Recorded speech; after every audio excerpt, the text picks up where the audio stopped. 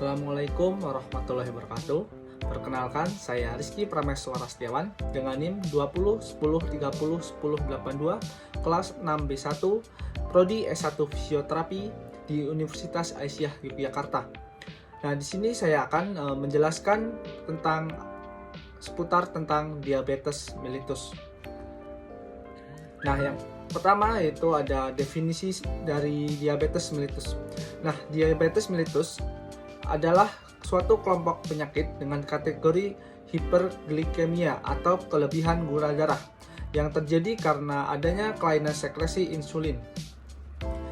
Nah, diabetes mellitus ini ada beberapa klasifikasi. Yang pertama itu ada diabetes mellitus tipe 1, di mana diabetes ini yang terjadi karena tidak adanya produksi insulin dan berhubungan dengan penyakit autoimun. Nah, selanjutnya kita masuk ke diabetes mellitus tipe 2. Nah, diabetes yang tidak efektifnya terjadi karena kerja dari insulin yang kurang. Kemudian yang ketiga ada diabetes gestasional. Nah, di mana diabetes ini yang terjadi karena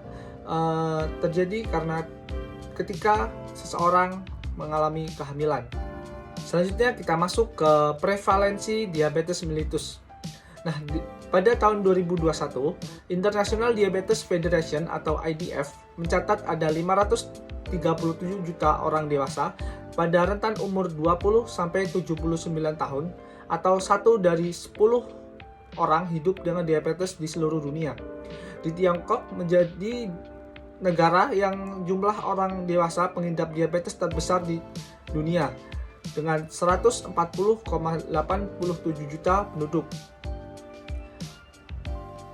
Tiongkok hidup dengan diabetes pada tahun 2021. Selanjutnya ada India tercatat memiliki 74,19 juta pengidap diabetes. Kemudian Pakistan memiliki 32,96 juta. Kemudian Amerika Serikat 32,22 juta. Kemudian Indonesia berada di posisi dengan jumlah pengidap diabetes sebanyak 19,47 juta. Dengan adanya penduduk sebesar 179,72 juta, ini berarti prevalensi mencatat diabetes di Indonesia sebesar 10,6%. IDF mencatat 4 dari 5 orang pengidap diabetes, yaitu sekitar 81%. Tinggal di negara berpendapatan rendah dan menengah. Ini juga yang menjadi IDF memperkirakan masih ada 44% orang dewasa pengidap diabetes yang belum terdiagnosis. Nah, selanjutnya kita masuk dampak dari penyakit diabetes. Nah, polineuroterapi adalah masalah umum pada pasien diabetes yang sangat penentang bagi dokter. Banyak gangguan pada ekstremitas bawah dan kaki seperti deformitas, penurunan rentan gerak, gangguan keseimbangan inkoordinasi, dan melemahnya otot dapat disebabkan oleh diabetes. Diabetes menyebabkan biaya kesehatan masyarakat yang tinggi dan secara signifikan mengurangi kepuasan hidup individu di masyarakat. Nah, berikut adalah dampak dari penyakit diabetes. Nah, yang pertama itu ada kerusakan ginjal. Nah, kerusakan ginjal atau nefropati diabetes adalah komplikasi berupa kerusakan ginjal yang diakibatkan oleh berkurangnya aliran darah ke ginjal pada pasien diabetes.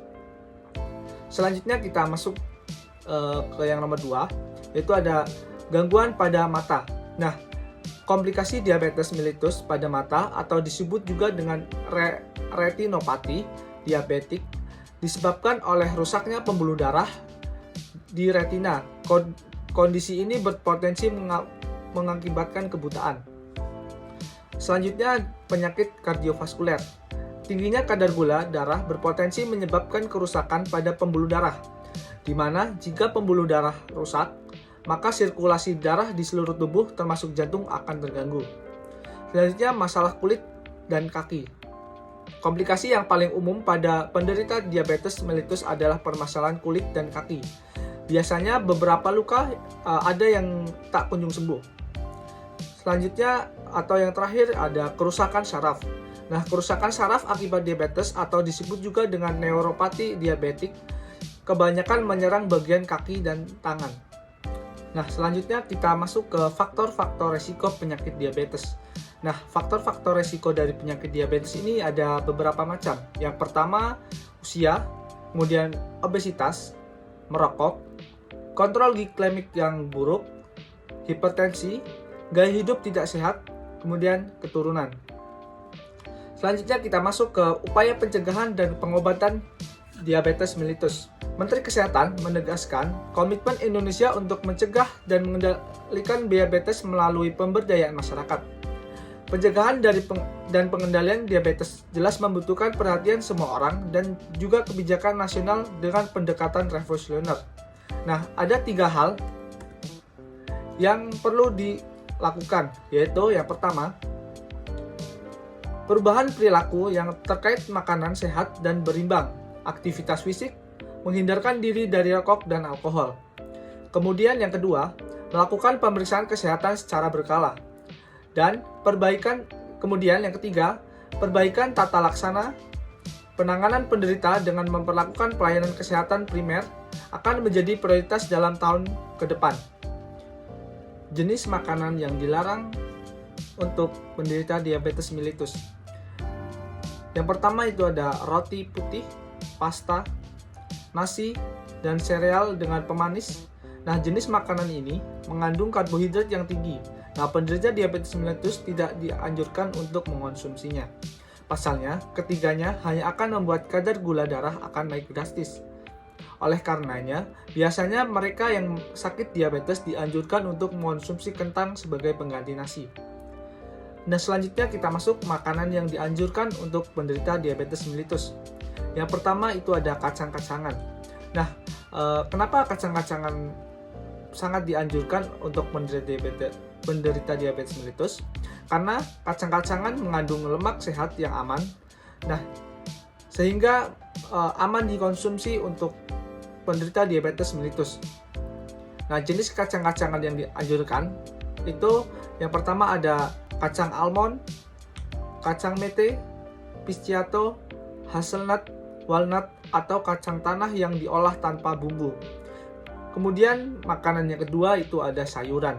Nah, sayur hijau ini sangat terkenal memiliki kandungan khasiat dengan kandungan protein, vitamin, mineral, serat yang tinggi, pastinya tetap rendah kalori dan rendah karbohidrat yang aman bagi penderita diabetes.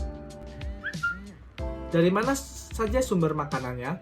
Yang pertama itu dari sayuran dan umbi-umbian yang aman untuk penderita diabetes karena mengandung banyak karbohidrat. Selanjutnya kita akan membahas jumlah asupan dan jadwal makan untuk penderita diabetes mellitus. Nah, jumlah asupan yang dimaksud adalah jumlah kalori yang dikonsumsi. Jumlah kalori yang dianjurkan adalah 25-30 kalori per kilogram berat badan ideal. Setiap harinya, misalnya seseorang dengan berat badan ideal 50 kg memerlukan 1250 sampai 1500 kalori dalam sehari. Setidaknya bagi pasien diabetes mellitus, berkonsultasi dengan dokter gizi minimal 1 kali agar pasien dapat mengerti tentang makanan apa saja yang tidak boleh dan boleh dimakan. Kemudian jumlah asupan yang harus penuh, maka dokter gizi akan menghitung berdasarkan berat badan, tinggi badan, serta aktivitas yang dilakukan oleh pasien setiap harinya. Selain jumlah, dokter gizi juga harus dipatuhi untuk menjaga kadar gula darah dalam keadaan stabil dan tidak fluktuatif, maka penderita diabetes dianjurkan untuk makan besar 3 kali sehari dan makan kecil atau selingan 2-3 kali sehari.